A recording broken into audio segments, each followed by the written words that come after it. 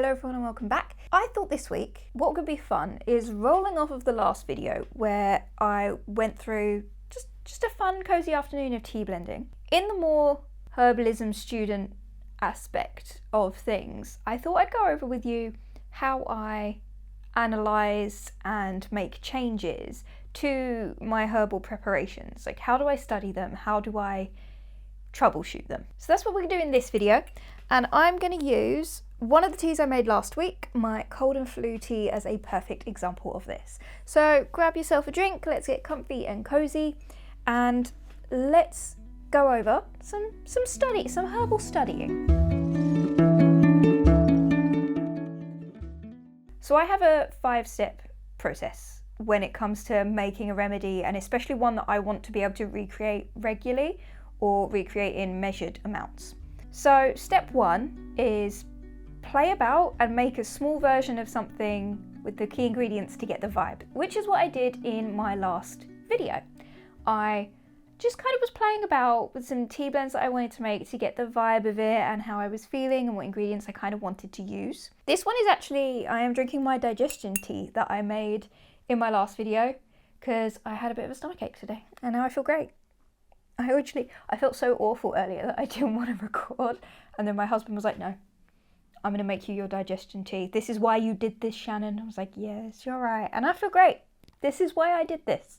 This is fine. So my digestion tea works like a charm. We love that. But the cold and flu, not quite. So the first step is to make something up, whether it's a dried tea blend, whether it's a tincture, a cream. I make a small version of it just to see if I like the overall idea of what I'm making or the overall feel of it, because if I don't, then I don't waste any more ingredients on it. Going into step 2, this is where we do our first bit of kind of analysis on the preparation. What did I like and what didn't I like about the thing that I made? So really sit down, and this is purely subjective. Taste, smell, feel of it, how it reacted to your body. So using all of my senses, I write down what I did like and what I didn't like. So I have a real feel for what about this thing do I like or not like. Because sometimes maybe it's a resistance in me, maybe I'm resisting all bitters for some reason, and then that's something that I need to look at in me. Like, why am I resisting bitters? Is there a reason? Or maybe there's a certain taste that I realise I don't like. For example, I'm one of those people that think coriander's really soapy. I don't like it. But that can then like feed over into some things like lemongrass. I don't really like lemongrass either. But then I know, okay, it's that all kind of that kind of plant. I don't like to use that. I don't like the taste of it. So I know not to use that one in my personal blends. Because part of herbal medicine is enjoying what you're doing and enjoying what you're making and enjoying what you're taking. Also, if you start to understand the feelings-based language that you want to use on it, if you then have people later on bringing something back to you, you can kind of gauge what they mean, because they won't necessarily have the scientific or analytical language. They don't know what chemicals are in the plant when someone's trying to describe to you what they didn't like about it. So if you can use as much feelings-based language around these plants, you'll understand what they mean as well. So at this point, when we're doing our subjective analysis, if it's a preparation that you've made and you really like it, fantastic, we're done here. That's great. So for me, if I take the tea blends I made in the last video, what I called my breathe deep tea, my anxiety tea, and it has become one of my favourites. I love this tea. It tastes gorgeous. It's really lovely. It's really light. It's really calming, really grounding. I love that tea. It's now a standard favourite of mine, and I'm always going to have a blend of that made up. I can't see myself ever getting sick of it. I've had so much of it already. It's so lovely. But then you can look at other blends and be like, what didn't you like? Which takes us into stage 3. Now I'm in stage 3. I've looked at what I did like, what I didn't like, and now I can start doing the more scientific analysis of it. That normally leads me into identifying one of 3 reasons I didn't like something. One is general troubleshooting. Something went wrong. This normally happens with liquid preparations for me. Oils, tinctures, creams, like that's the only thing I find needs real troubleshooting. It's very hard to do something wrong with a tea. Normally liquid preparations will need some kind of troubleshooting, something that I don't recognise has happened. A problem with taste is a very common one. You just don't like something that's in it and it makes you not want to take it. Or a problem with function, so the thing is not working the way you expected it to. This is where we need to start getting out our books and start doing some real analysis. So let's take my cold and flu tea for this example. I did my feelings-based analysis, and the main problem I had with this when I go into the analysing it is I didn't like the taste of it. Function-wise, it worked. So I had it last week and I woke up feeling rough. You know when you're like, your throat is starting to get scratchy and you have this like, it feels like there's a brick right here and your eyes are heavy, and it's all those really early warning signs of cold or a flu is coming on. I had that. I took this. I took it 3 times throughout the day, which is the normal like dose I would have, is like have that tea 3 times. I felt fine. It worked. So function-wise, fine. There is something in this that I did not like the taste of, and I was pretty sure it's the yarrow. So now I've put it into one of my 3 categories. It's not a function issue. I don't need to troubleshoot it. The tea is fine. Like, nothing is wrong with the actual blend itself. So it's a taste problem. Once I've split it into one of those 3, take it a level deeper. So if it was a problem with troubleshooting, it's immediately onto like the books, and Google forums are a really good place, and putting up pictures of something of like, this does not look right. What have I done wrong? Can someone give me an idea? And then you can start kind of looking in the right place for fixes. If it's taste, I need to figure out exactly which herb is the taste I don't like.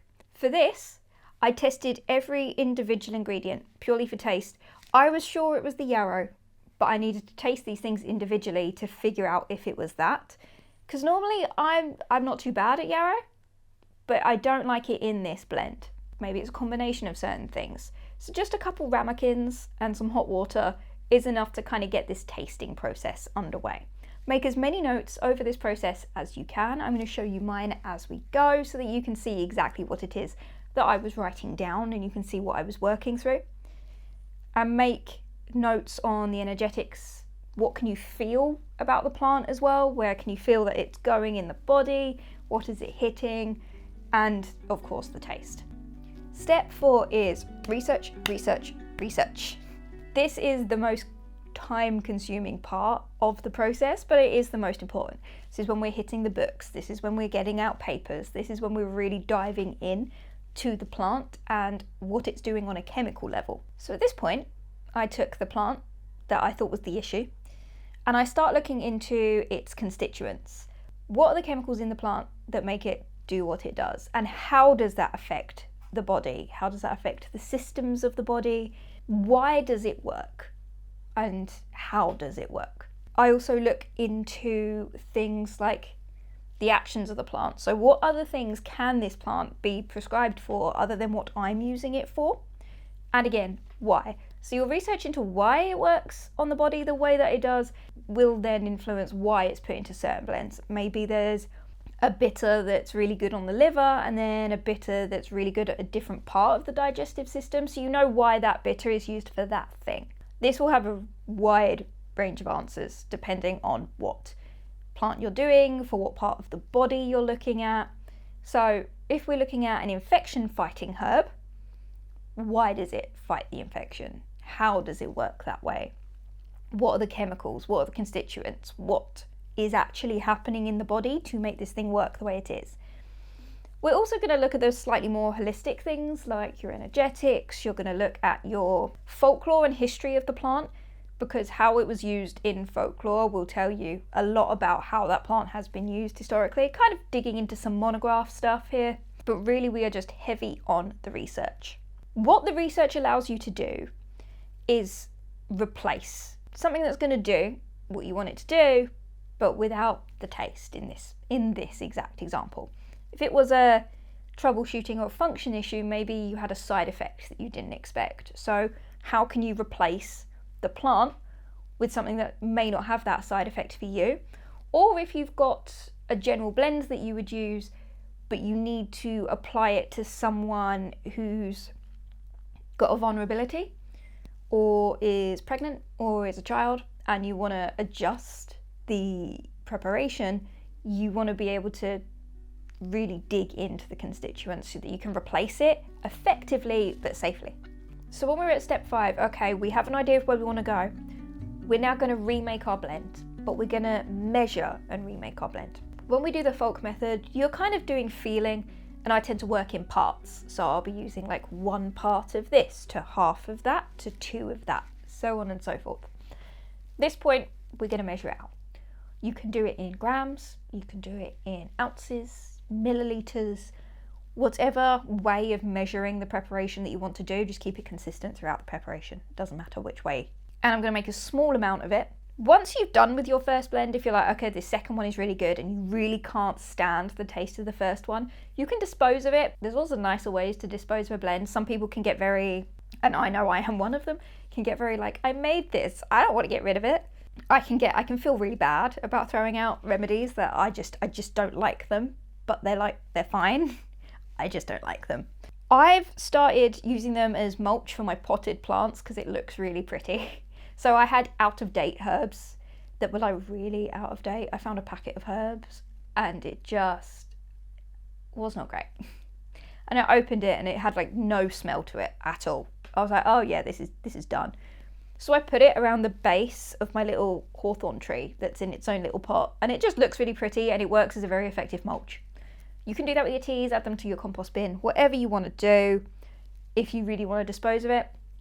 Because as we're going through and improving our blends, you only need to keep the last one that you made so that you're always improving it against the last thing. Now you've got a measured and remade version of that remedy. You can repeat the steps as needed. Let's do a quick recap. My 5-step process for analysing and amending my herbal preparations is this. Step 1, make something with the Folk method. Something with the plants, very generalised, so you get an idea of the thing that you're going to make without using too many herbs and making something that you're going to commit to and then finding out you don't like it or that there's something wrong with it. 2, analyse with feeling. What did work, what didn't work, what do you like about it, what don't you like about it, anything along those lines.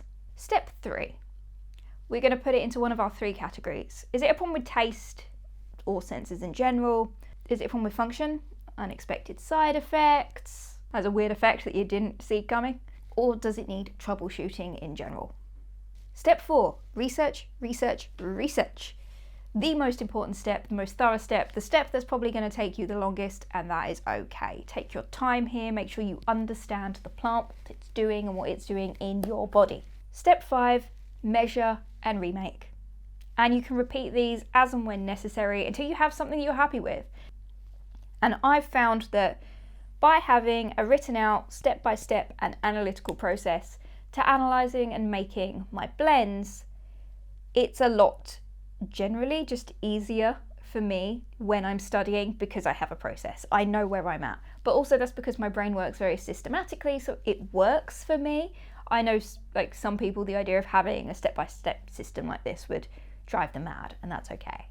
You don't need to over-prepare. When you've got to a point where you're like, I'm happy with this, great, make all of your notes. When you've got the notes of how much you made of each, you can scale up as you need. There you go. That is how I, as a herbal student, analyse my blends, analyse my preparations, and remake them and tweak them. I hope you enjoyed this. If you've got your own method to how you tweak blends to get something that you're really happy with, please let me know in the comments. Or if you learn your own way while studying, I would love to know. I'm always looking for new things. It's great, especially new ways of studying. I hope you enjoyed this video, and I will see you in the next one. Bye guys.